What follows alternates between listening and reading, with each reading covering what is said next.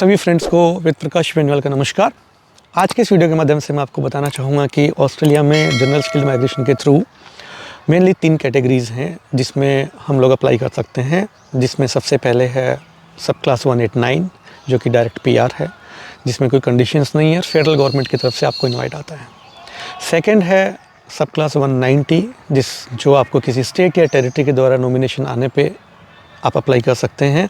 Third सब class है 491 जो कि रीजनल भी हम जिसको बोल सकते हैं। इसमें जिस भी स्टेट या टेरिटरी से आपको इनवाइट आता है, आपको उस स्टेट या टेरिटरी के रीजनल एरिया में मिनिमम 3 साल रहना पड़ेगा। उसके बाद आप पीआर के लिए अप्लाई कर सकते हैं, जो सर्टेन कंडीशंस फुलफ़िल होने के बाद ही पॉसिबल है। और मैं ये वापस से मेंशन करना चाहूँगा कि आप अपनी फ़ाइल किसी से भी प्रोसेस करवाएं, लेकिन जो प्रोसेस कर रहा हो आप इंश्योर कीजिएगा कि वो मारा एजेंट हो, वो यहाँ जिसके पास मारा का लाइसेंस हो उनके थ्रू ही कीजिएगा, क्योंकि यूट्यूब पे बहुत सा गलत ज्ञान भी आपको मिलेगा। आप गूगल पे सर्च कर सकते हैं, बहुत सी प्रोफाइल्स आपको मिल जाएंगी, उनका मारा नंबर लिखा मिल जाएगा, आप उनसे कंसल्ट कर सकते हैं। ओबियसली आपको कोई भी मारा कंसल्टेंट फ्री में कंसल्टेशन नहीं करेगा, उसके लिए उनके सबकी के अपने अपने चार्जेस हैं। कोई 30 मिनट्स का सेशन का चार्ज करता है, कोई 1 आवर का चार्ज करता है, जो यूजुअली $50, $100 या 150-200 ऑस्ट्रेलियन डॉलर तक आपको पे करना पड़ता है। इसलिए यदि आप इन तीनों कैटेगरी में किसी भी कैटेगरी में अप्लाई करना चाहते हैं तो मेरा पहला सजेशन यही है कि आप मारा एजेंट के थ्रू अप्लाई करें।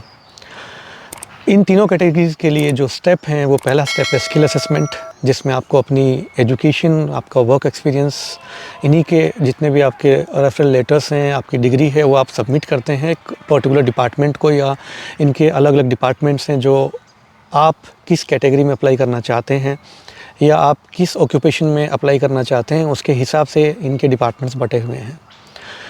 आप सबसे पहले स्किल असेसमेंट के लिए अप्लाई करेंगे, और स्किल असेसमेंट का रिज़ल्ट आने के बाद, या जिसको यहाँ बोलते हैं कि जिसका आउटकम आने के बाद ही आप सेकंड स्टेप जो कि एक्सप्रेशन ऑफ इंटरेस्ट EOI है और रजिस्ट्रेशन ऑफ इंटरेस्ट ROI के लिए आप अप्लाई कर सकते हैं।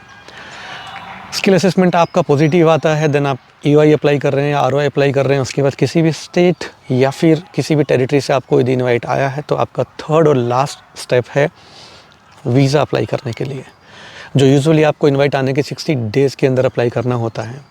और यदि तीनों स्टेप की मैं बात करूं तो स्किल असेसमेंट में अलग अलग डिपार्टमेंट की अलग अलग फ़ीस है।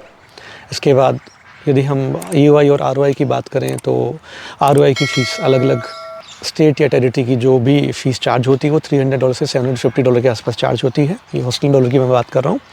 थर्ड, वीज़ा की बात करूँ तो वीज़ा की अभी अपडेटेड फ़ीस है $4,650, जो कि मेन एप्लीकेंट के ऊपर अप्लीकेबल होती है। यदि आप स्पाउस को साथ ला रहे हैं तो उनकी 50% फ़ीस, यदि आप बच्चों को साथ ला रहे हैं तो एक बच्चे की 25% फ़ीस आपको पे करनी पड़ती है। 2 बच्चे हैं तो दोनों की 25% फ़ीस पे करनी होती है। और स्पाउस की फ़ीस 50%, यानी कि 4,650 आपकी और 4,650 आपकी 2 बच्चों के साथ स्पाउस की फ़ीस हो गई। ये यहाँ की एक अमूमन फ़ीस है। ध्यान दीजिएगा, विदाउट स्किल असेसमेंट के आप किसी भी कैटेगरी में अप्लाई नहीं कर सकते हैं। यदि आपको कोई ऐसा कहता है कि विदाउट स्किल असेसमेंट के वो आपको फ़ाइल प्रोसेस करवा सकता है, तो 100% वो आपके पैसे हड़पने की कोशिश कर रहा है। और वीडियो के एंड में फिर से मैं मेंशन करना चाहूँगा कि आप कहीं से भी अप्लाई करें, कोशिश कीजिएगा कि अप्रूव्ड मारा कंसल्टेंट के थ्रू ही अप्लाई करें। और जो भी वीडियोज़ में हम बता रहे हैं उसको आप मारा कंसल्टेंट के थ्रू एक बार रीचेक ज़रूर कीजिएगा। हो सकता है कि कोई इन्फॉर्मेशन हमसे गलत डिलीवर हो, लेकिन वो आपकी फ़ाइल पे इम्पेक्ट नहीं पड़ना चाहिए। और जैसा कि मैंने बताया कि मैं एक मारा कंसल्टेंट नहीं हूँ, लेकिन मैंने अपनी फ़ाइल प्रोसेस की थी, और बीइंग एप्लीकेंट में क्या फेस मैंने किया और क्या आप फेस कर सकते हैं वो मैं अच्छे से जानता हूँ। और जिस जर्नी को मैंने सक्सेसफुली कंप्लीट किया है, मैं चाहूँगा कि वो मैं आपको हर जगह शेयर करता रहूँ, जिससे आपको इन्फॉर्मेशन मिले और आपके साथ कहीं किसी तरीके की धोखाधड़ी ना हो। यदि आपके कोई डाउट्स हैं तो इस वीडियो के नीचे कमेंट करना नहीं भूलिएगा, या आप इंस्टाग्राम पे भी हमें मैसेज कर सकते हैं। हमारी कोशिश रहेगी कि जितना कम टाइम हो सके उसमें हम आपके कमेंट का या इंस्टाग्राम पे मैसेज का रिप्लाई करें।